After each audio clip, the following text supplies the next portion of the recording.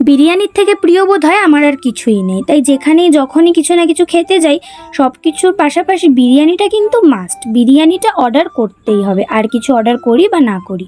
Good morning everyone, welcome back to the another day of my life.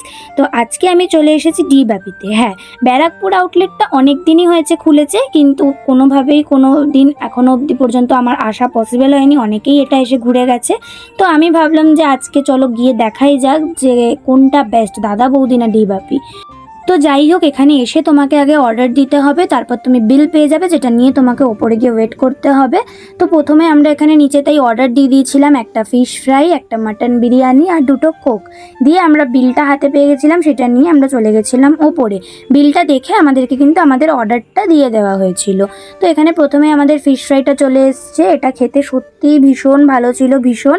But যদি আমি এটাকে দাদা বৌদির সাথে কম্পেয়ার করি তো অবভিয়াসলি দাদা বৌদির ফিশ ফ্রাই বেস্ট। এটাও ভালো, বাট দাদা বৌদিরটা বেস্ট। তো আমাদের নেক্সট আইটেম ছিল মাটন বিরিয়ানি। আমরা ফিশ ফ্রাই খাওয়া কমপ্লিট হতে হতে আমাদের মাটন বিরিয়ানি আর কোকটাও চলে আসে। তো মাটনের পিসটা কিন্তু এখানে বেশ বড় দিয়েছিল, আলুর পিসটাও কিন্তু বড় ছিল। আর যেহেতু আমরা দুজন ছিলাম তাই আমরা দুটো আলু নিয়ে নিয়েছিলাম। যাই হোক, বিরিয়ানির টেস্ট মোটামুটি খারাপ নয়, ভালো।